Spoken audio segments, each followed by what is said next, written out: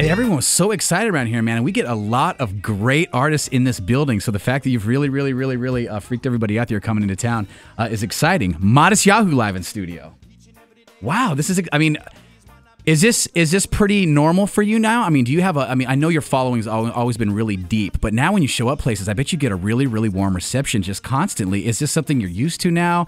Has this been going on for a while, or is this fairly new after the past couple albums? Stations and places where, you know, people are fans of music, right? And wherever there's fans of music, I'm bound to have at least a fan. Yeah, you know? At least someone who knows what's up, and they're usually really enthusiastic and get everybody turned on. So that's how I was. I was like, MATUSYAHU's coming! Oh my gosh, I want to tell them the greatest thing. You know, I mean, I don't have like a crazy story to tell you, but every year I go and do this summer trip to the lake, and I go out with 4 or 5 families. We get a couple boats, and we do our family thing with all of our kids. And we park on the shores of this lake, and we line all of our boats up, and we turn the jams up extra loud. And you hear Bob Marley, we put that, you know, put the greatest hits on. You hear Sublime, and every single year I pull out my MATUSYAHU CD, nice. I pop it in, 2-3 songs in. You're talking about Jerusalem, and everyone's like, "Wait, what are they singing about?" And this is really good. We're loving this. Cool.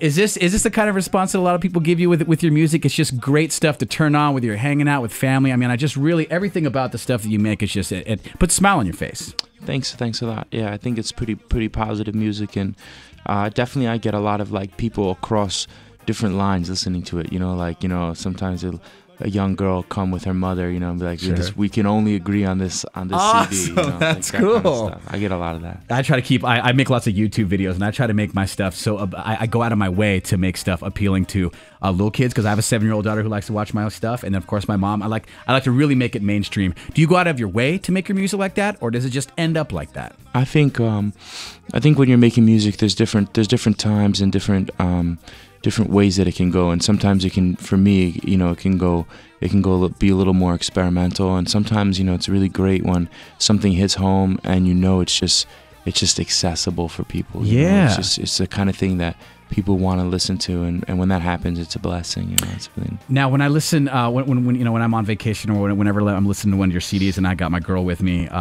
she loves how much you beam in your music when you're talking about your girl, when you're talking about your wife. You really do a couple of songs that are really just all about how much you love her, and you seldom hear that with great music. Is that something that your wife is so excited that you do, or I mean, is that just normal? You include her in everything? I include her. There's one song in particular I wrote about her, and it was a line that I found in the Old Testament in the Bible, and it's God talking about his you know, his people, and he calls them a dove, a unique dove. They're unique dove. So that was the name of the song I wrote for my wife, because my wife is so unique. Sure. Know, she's so different. Gosh.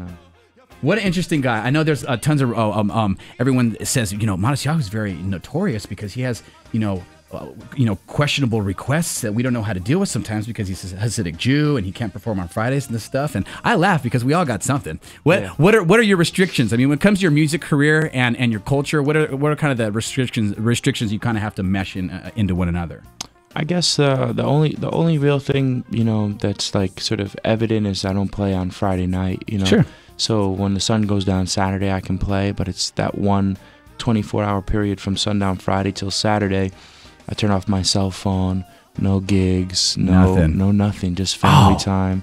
And my friend where I'm staying here in LA, he's got a ping pong table. So. So you can do some work. That's great. I bet you a lot of artists would love to take some time once a week and kind of escape from it all. That's really great that you get to. Yeah. Now, obviously, the focus on the community council show that we do is organizations, it's charities. I know you are always trying to help. You're always doing stuff. And I know that you like to include sometimes proceeds from your shows to charities. Maybe talk about a charity or two that you're real passionate about, that you're always trying to help, and actually how you help them.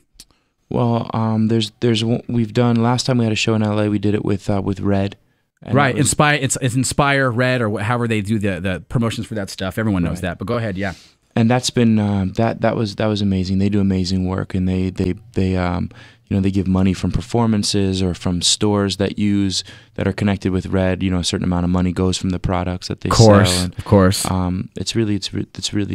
Is that something that you kind of reached out and said, "Yo, I need to make sure that I'm giving back here. I need to make sure that I'm doing something for the people," or does it just kind of come to you and you sign off on it? Yeah, I mean, it's sort of there's definitely things that come and it's great. It's an amazing position to be able to help people through something as easy as just singing a song, doing your thing. It's good. Well, you have an amazing effect on people, man. Everyone around here is just feeling so electric because you're hanging out. I appreciate you stopping by. MATUSYAHU. If you have not heard his music yet, I'm actually sure you've heard his music. You just didn't know you were listening to him.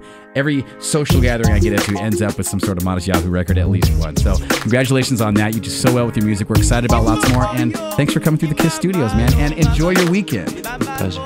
Jerusalem, if I forget you, fire and a gun come from it. Jerusalem, if I forget you, let my right hand forget what it's supposed to do. In the ancient days, we will return with no delay.